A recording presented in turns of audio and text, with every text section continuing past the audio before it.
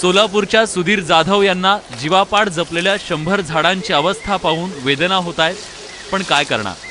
शेतावरून कालवा गेला, जमीन संपादित झाली, जमिनीवरच्या चिकूंच्या 100 झाडांचा जीव धोक्यात आला। खरं तर या सगळ्या झाडांचं जळण होणार होतं, पण सुधीर जाधवांनी मोठा निर्णय घेतला। 2-2.5 एकर जमिनीतून कॅनल जाणार होता आणि कॅनल हे सार्वजनिक कामाकरता पाणी जाणार होतं। साधारणपणे 5 ते 6,000 रुपये पर एका झाडाला मग मला मिळाले आणि अट एकच घातली की ती झाडं मी जी लहानपणापासून जोपासली होती अगदी लहान मुलासारखी,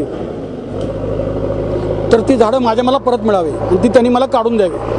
आणि अशी अट त्यांनी मान्य केली इरिगेशन खात्याने आणि त्यांना आपण ती जमीन त्यांच्या ताब्यात दिली। खर्च मोठा होता तरीही काम सुरू झालं। आधी झाडांच्या बारीक फांद्या वेगवेगळ्या केल्या, मग झाडं मुळासकट उपटली आणि जेसीबीच्या सहाय्यानं स्थलांतरित केली।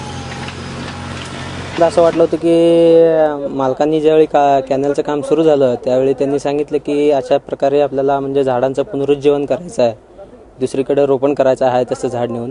त्यावेळी असं वाटलं होतं की ते शक्य होणार नाही, पण आज करताना आनंद वाटतंय की तेच झाड पुन्हा आहे तसं त्याच पद्धतीनं आपण इकडं रोपण करू शकलो, म्हणजे ते जसं तसं झाड जगू शकेल। एका मागोमाग एक झाडं नव्या ठिकाणी रुजत होती आणि सुधीर जाधव यांना जणू आपल्या पोटच्या मुलांना वाचवल्याचा आनंद होत होता। शेतकऱ्याच्या हिशोबाने परवडणारा नाही आहे, तरी पण शेवटी मी सांभाळलेली माझीच बाळं माझ्या घरात आली। कारण स्त्री वर्ग नवीन उत्पत्ती देऊ शकतो, नवीन जीव जन्माला आणू शकतो, पुरुष तर काय तसं करू शकत नाही। भले त्याच्या बियापासून होत असलं तरी पण पुरुष जन्माला घालतो ही झाडं। सुधीर जाधव इतके हळवे की पुन्हा रुजलेल्या झाडांचं त्यांनी चक्क औक्षण केलं।